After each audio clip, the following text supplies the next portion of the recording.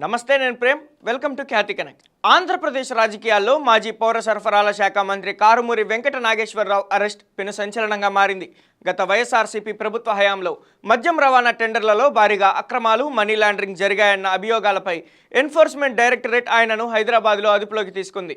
Liquor రవాణా రేట్లను భారీగా పెంచి ప్రభుత్వ ఖజానాకు దాదాపు 195 కోట్ల మేర నష్టం కలిగించారనే ఆరోపణలపై దర్యాప్తు సంస్థ ఈ చర్యలు చేపట్టింది.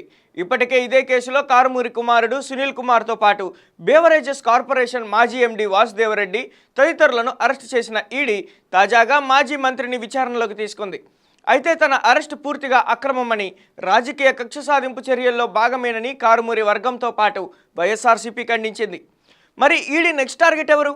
విచారణలో మరికొన్ని పేర్లు బయటికి వచ్చే అవకాశం ఉందా అనేది ఇప్పుడు చూద్దాం. ఆంధ్రప్రదేశ్లో గత ప్రభుత్వ హయాం నాటి మద్యం పాలసీ వ్యవహారంలో కీలక పరిణామం చోటు చేసుకుంది.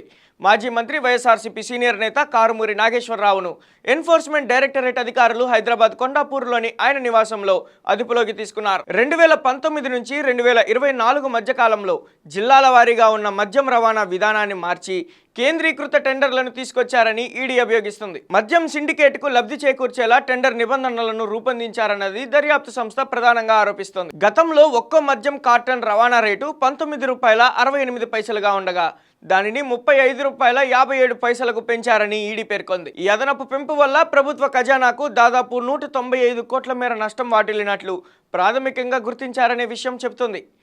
సిగ్మా సప్లై చైన్ సొల్యూషన్ సంస్థను ముందుంచి అసలైన రవాణా పనులను బినామీ సబ్ కాంట్రాక్టర్లకు కట్టబెట్టారని ఈడీ వెల్లడించింది. ఈ లావాదేవీల ద్వారా హవాలా, మనీ లాండరింగ్ మార్గాల్లో కోట్ల రూపాయల నిధులు మళ్లించారనే అనుమానాలు వ్యక్తమవుతున్నాయి. ఈ మద్యం రవాణా కేసులోనే గతంలో కారుమూరి కుమారుడు సునీల్ కుమార్తో పాటు బేవరేజెస్ కార్పొరేషన్ మాజీ ఎండీ వాసుదేవరెడ్డి, కసిరెడ్డి రాజశేఖర్ రెడ్డిలను ఈడీ అరెస్ట్ చేసింది.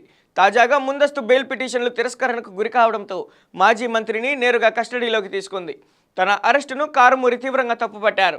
రాష్ట్రంలో రాజకీయ దురుద్దేశంతో అక్రమంగా అరెస్టులు చేస్తున్నారని, తన కుమారుడిని తనను అన్యాయంగా కేసుల్లో ఇరికించారని మీడియాతో వ్యాఖ్యానించారు. కారుమూరి అరెస్టుపై వైఎస్ఆర్సీపీ అగ్రనేతలు తీవ్రస్థాయిలో మండిపడ్డారు.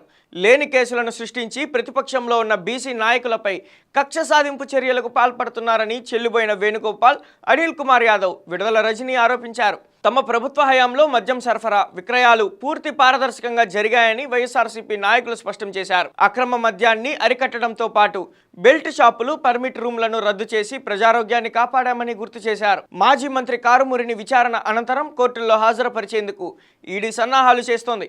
కేసులోని కీలక మనీ లాండరింగ్ లింకులు, ఇతర వ్యక్తుల ప్రమేయాన్ని రాబట్టేందుకు ఆయనను కస్టడీకి కోరే అవకాశం ఉంది. మద్యం పాలసీ కేసులో వరుస అరెస్టులు ఏపీ రాజకీయాలను కుదిపేస్తున్నాయి.